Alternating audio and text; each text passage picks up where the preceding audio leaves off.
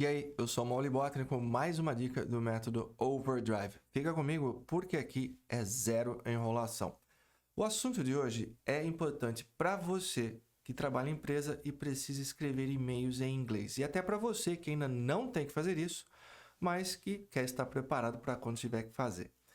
Eu vou falar sobre o que você precisa saber para escrever e-mails profissionais em inglês. Mas antes, nós vamos filosofar um pouco. Todos nós somos julgados pelas nossas ações e pelas coisas que nós dizemos e escrevemos. Não estou falando aqui de julgamento de caráter, mas de credibilidade. A credibilidade que você tem diante dos seus colegas de trabalho, da sua liderança, dos seus fornecedores e clientes.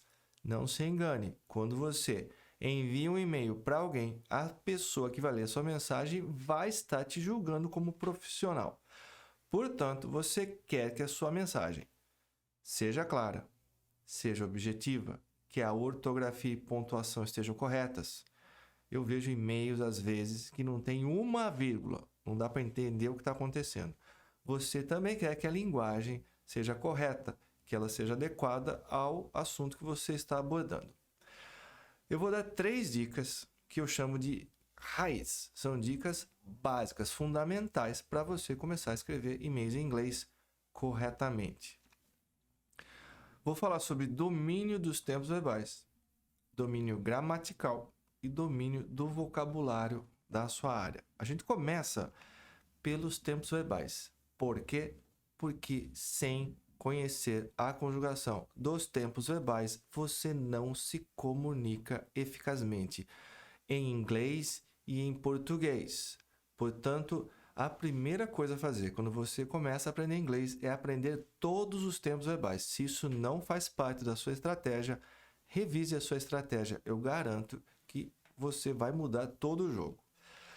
A gente vai analisar aqui algumas frases que podem ser ditas em qualquer empresa, no dia a dia de qualquer empresa. Vamos prestar atenção aos verbos. Houve uma reunião ontem. Quando vai ser a auditoria? Eles devem ter terminado o teste. Quanto custa um sensor novo? Você já conversou com o comprador? Deveria haver outra reunião. Eles já haviam produzido o lote. Sem saber conjugar tempos verbais em inglês, você não traduz essas frases corretamente. Eu vou isolar uma aqui. Quanto custa um sensor novo para a gente analisar? Para você ver o tipo de coisa, o tipo de frase que surge durante uma aula quando o aluno ainda não aprendeu os tempos verbais corretamente. Um exemplo. How much costs a new sensor? Está errado. How much it costs a new sensor? Também está errado. How much does cost a new sensor? Aí a pessoa falou, opa, é pergunta, vou pôr does, mas ainda a frase ainda está errada. A frase correta é How much does a new sensor cost? O verbo é custar. To cost é um verbo irregular. Passado é cost e particípio cost. No caso aqui, cost está no presente. Custa. O sujeito dessa frase é um novo sensor. A new sensor.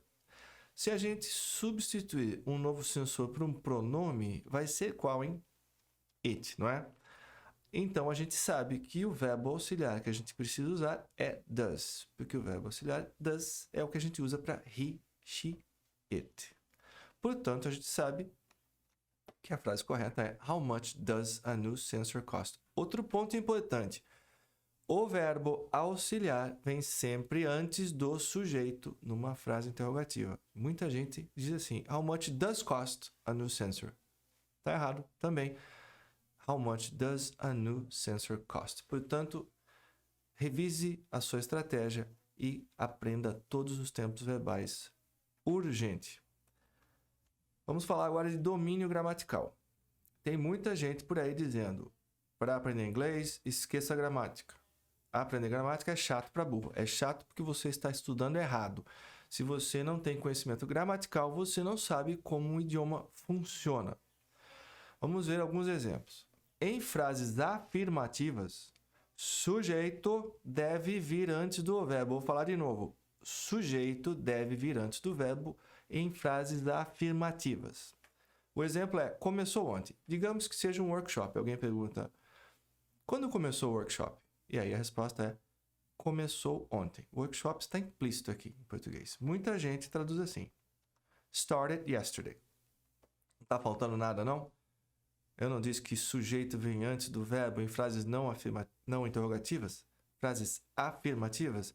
Cadê o sujeito? Quem sabe inglês já percebe que essa frase está capenga. Portanto, está errado. A frase correta é It started yesterday. O it, o pronome it, representa o workshop. Outro exemplo. Toda preposição requer que o verbo que vem depois dela seja conjugado no gerúndio, o ing em inglês. Ele é responsável por analisar as amostras. Muita gente diz he is responsible to analyze the samples, que faz sentido para quem é brasileiro, mas está errado. E por que está errado? Porque a preposição de responsável, responsible, é for. Sempre for. E for, sendo preposição, pede que o verbo analisar venha no gerúndio. Aí tem gente que diz, mas não está escrito analisando? Não, porque se você sabe inglês, você vai saber que a tradução vai ser responsável por analisar, porque for pede que analyze venha no gerúndio. Legal? Vai haver uma reunião. Trata-se do verbo haver. O verbo haver é there no infinitivo, there mais to be. There não tem tradução. O verbo haver, então, é conjugado com o verbo to be. No presente singular, there is. Plural, there are. No passado singular, there was. E no plural, there were. Mas aqui a frase é futuro. Então vamos ver o que surge em sala de aula.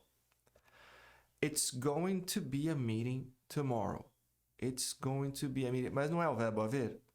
O sujeito do verbo haver não é sempre there. A gente não viu agora há pouco que uma frase afirmativa, em uma frase afirmativa, o sujeito vem antes do verbo? Então, cadê there? Então, essa frase está errada. A frase correta é There is going to be a meeting tomorrow. Para dizer trabalhar em algo, você deve usar a preposição on. On. Eu não estou trabalhando nesse projeto. A gente costuma ouvir I'm not working in this project. A primeira coisa que vem na cabeça do aluno brasileiro quando a gente fala em é in. Eu até entendo por quê. Porque aprendeu de uma maneira errada. Essa frase está errada. A frase correta é I'm not working on this project. Uma pergunta agora. Em que projeto você está trabalhando?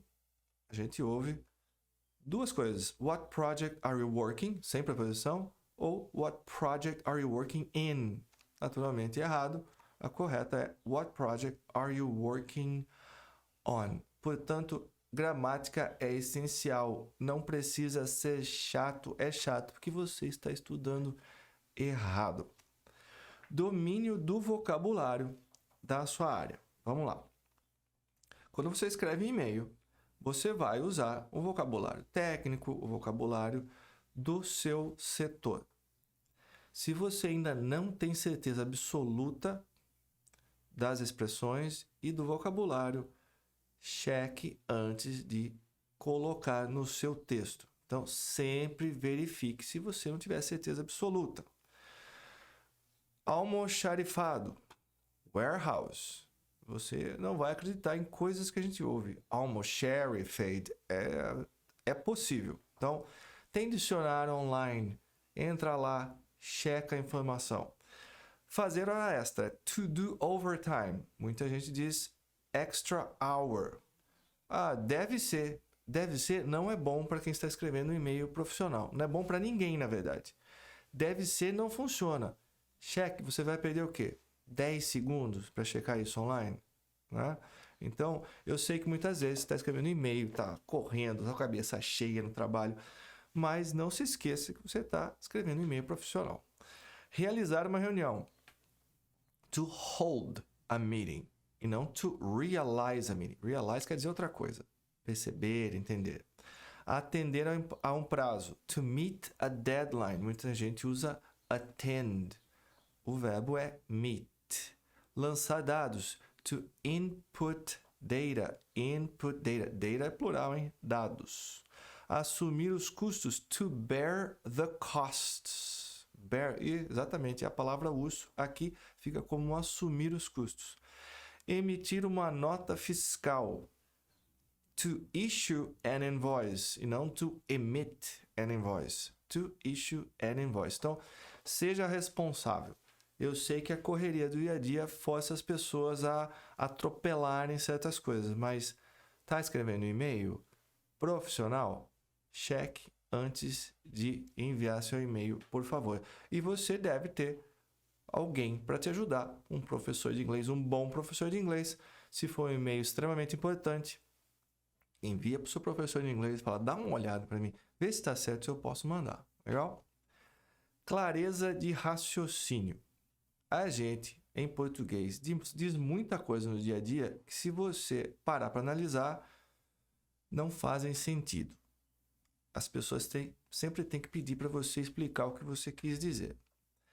Então, frases ditas por funcionários de empresas em aula. Eu estou falando aqui de pessoas que falam bem português e até bem inglês, mas às vezes querem passar certas frases para o inglês e o ponto de partida não está claro.